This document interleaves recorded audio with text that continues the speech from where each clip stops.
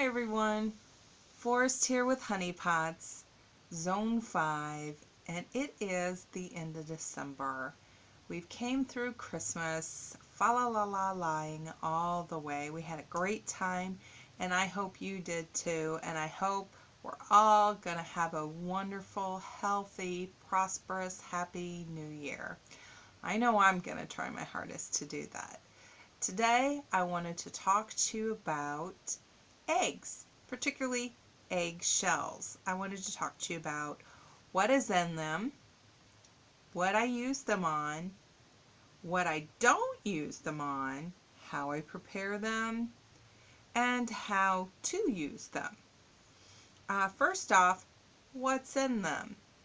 The first thing is calcium, in particular calcium carbonate. Then there is phosphorus and nitrogen. And we know we can find nitrogen in just about everything. Like our grass clippings, yeah, that's a good place to find some nitrogen if you need it. As far as the calcium goes, there are some plants that are deficient in calcium, like my orchids. My indoor plants, I do use calcium on if I see that they're looking weak or gangly, they just don't look strong. And that's where the phosphorus comes in at, because it's going to help make a nice, strong plant and roots. So those two things are really great for plants. However, it does take a while for the eggshells to break down. So if you're in a panic and you're having trouble, definitely go to your local nursery and get something for them there. Now, other things that I use them on, especially in the vegetable garden. In the vegetable garden, there are some plants like peppers and tomatoes and several other plants from the nightshade family, like eggplant, that get the end rot. And you guys know what I'm talking about, especially you tomato growers out there. What is happening is during the spring is when it happens, right? And we get all that rain and the snow melts and the ground is wet and then the rains come and then we're like, okay, we're through it. The soil's hot enough. Let's put those tomatoes, peppers in. And you're not wrong to do that. You're not. And it continues to rain on. So there's nice wet soil there. What's happening is it isn't the dampness that is happening, it's that the nutrients are being just leached out, just washed right out of the soil. So what you're going to want to do to maintain it, especially in those nightshade families, the peppers and tomatoes, is crush them up and put them in the hole and in some of the soil that you plant around the plant when you plant them out in early spring, and then continue doing that throughout the season, because like I said, it takes a while for it to break down, but I guarantee you'll have a much healthier plant. All right, so that's what I use them on. And also with the not looking so great and kind of weak on your vegetable plants, definitely use them there. All plants can use calcium, just like we use calcium. Because we want to be strong and healthy, strong, healthy bones. The other thing is what I don't use them on. Plants that are acidic. They, using things like eggshells on the plants that are too acidic, it's going to bring the acidic down. And those plants that are commonly found in your garden would be like blueberries. It's going to be your fruits. Blueberries and anything in the rose family, which include blackberries and raspberries, they're going to be too acidic to use this on. Now, which doesn't mean they don't need a little bit of calcium, but your soil and any type of compost you're using should be able to provide enough calcium that you won't need to add this. In fact, I wouldn't add this.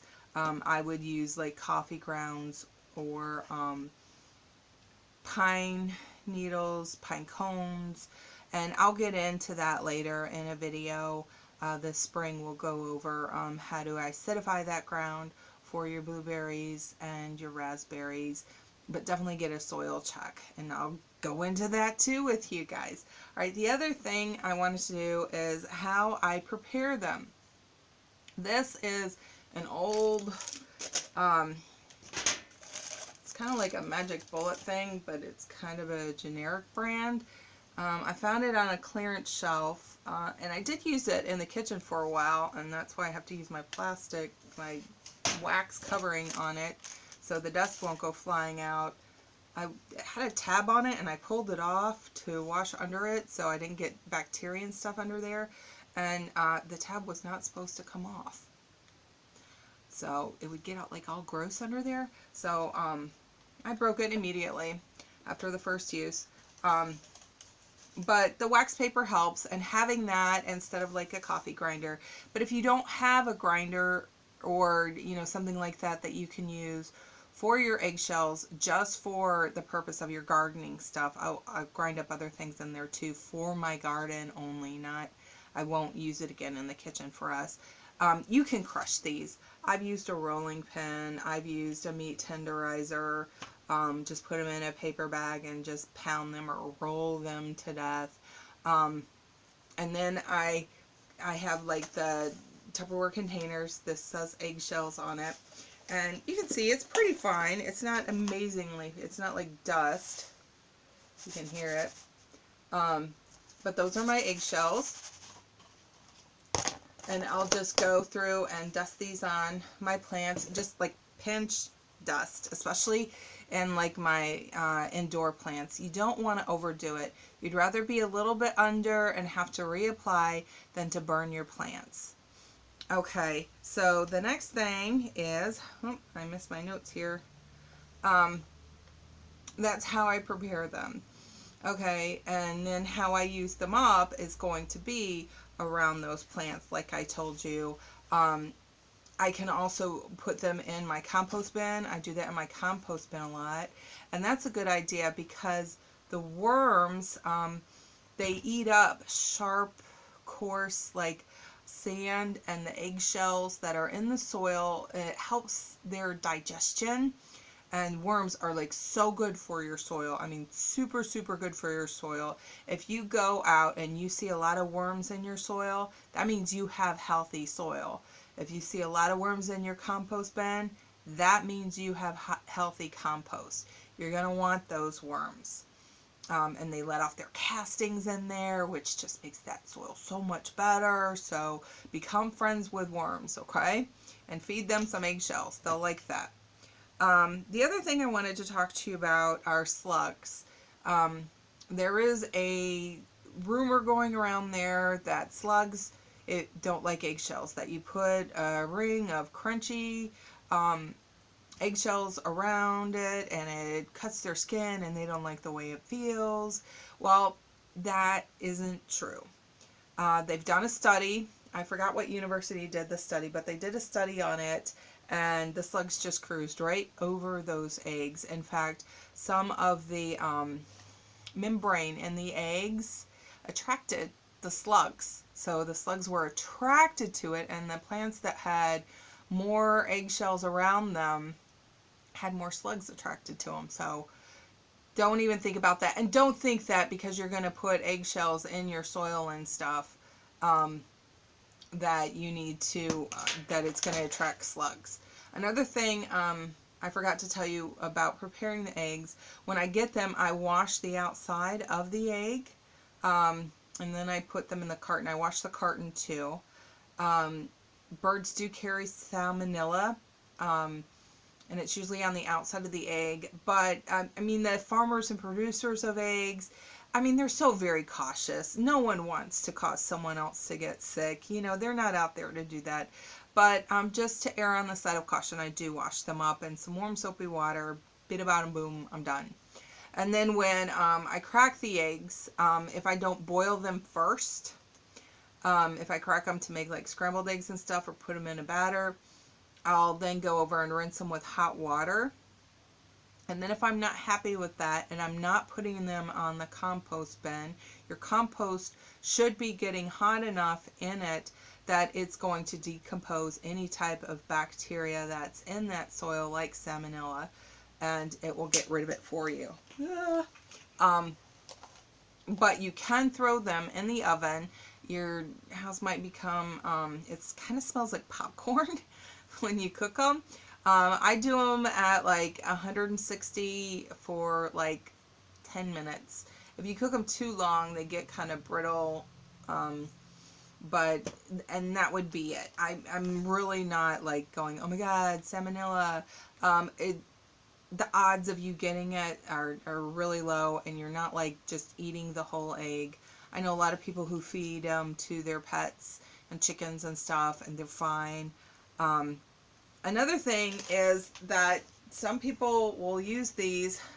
There's another use for them that I've done that's really cool, but we'll do this first.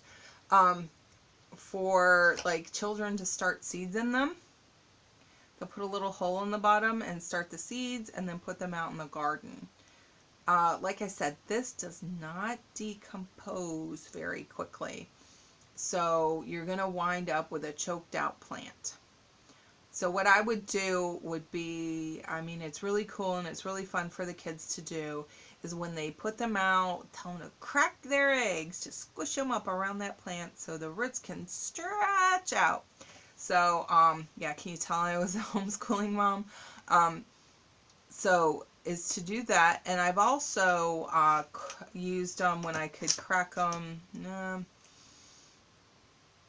I can't find one like that, but I could crack the ends off, and then I have beeswax for my bees, and I'd make an egg-shaped candle for Easter, which was really, really cool because you can make a little egg-shaped candle. I mean, they weren't perfect, but they were fun, and it's something that the kids could do that they enjoyed doing with them. Okay, I think I've covered it all. If you guys have any questions or you want me to go over something more, I'd be happy to do that. If you want me to do a video on something else, I'll do that. Please don't forget to like and subscribe. I love you guys. Thank you for following me, and I'll see you in the next video.